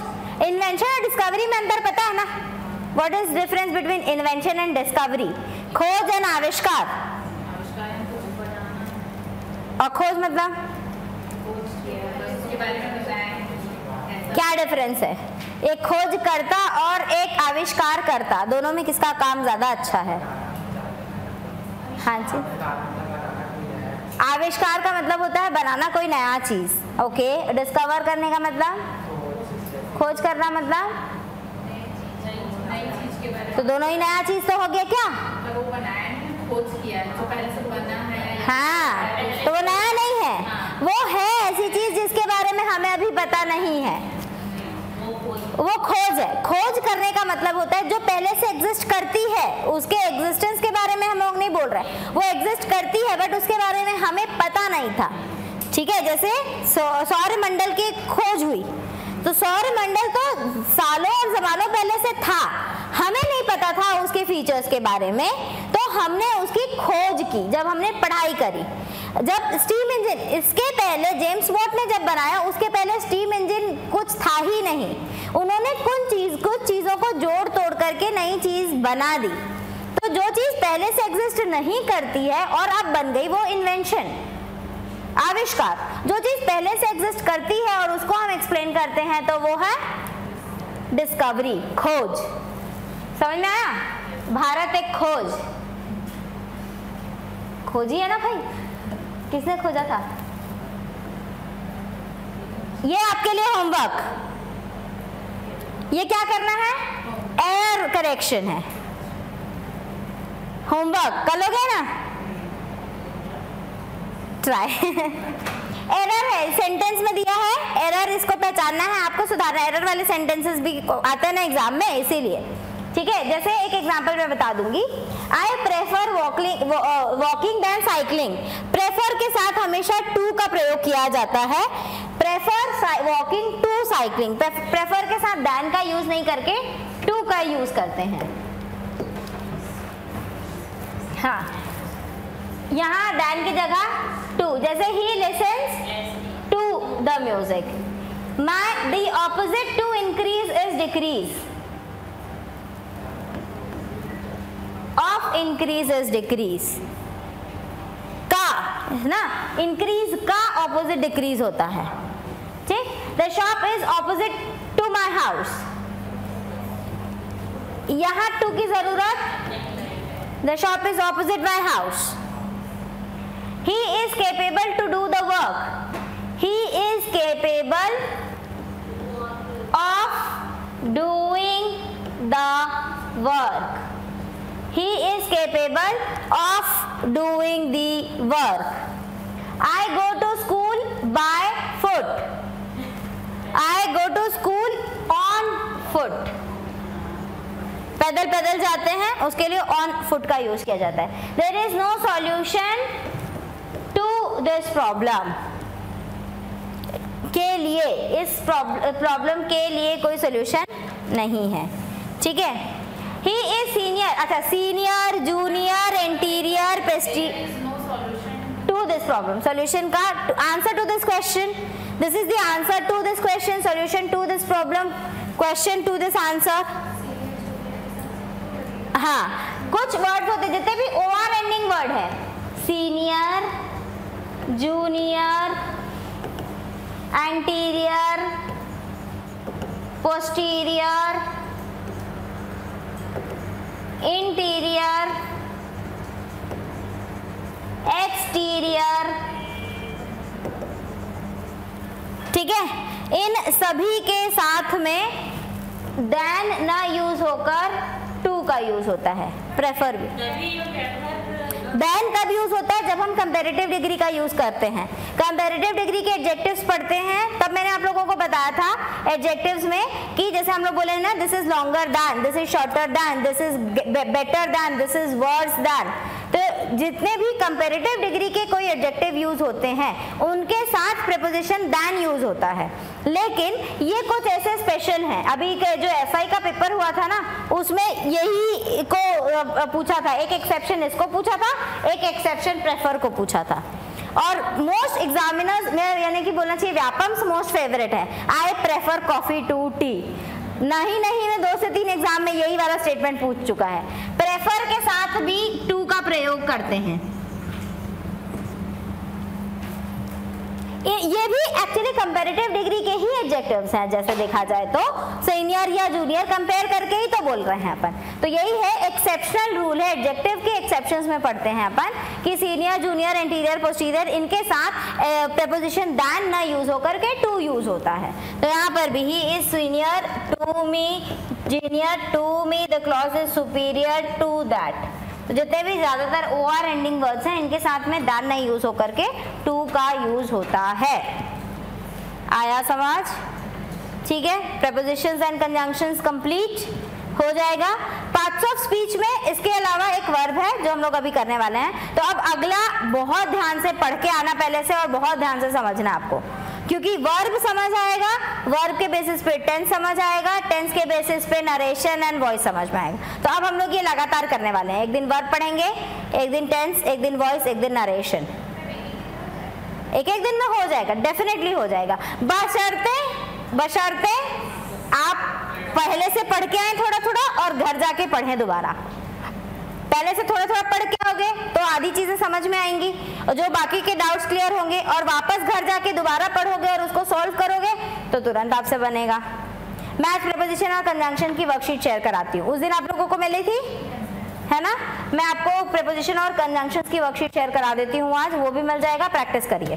क्वेश्चन जितने ज्यादा आप प्रैक्टिस करेंगे उतना ज्यादा कॉन्फिडेंस आपको किसी टॉपिक पे आएगा, ठीक है? क्वेश्चन प्रैक्टिस ही मस्ट है, जितने ज्यादा आप कर सको, ठीक है? चलो कल वर्ब पढ़ के आना, कल वर्ब करेंगे।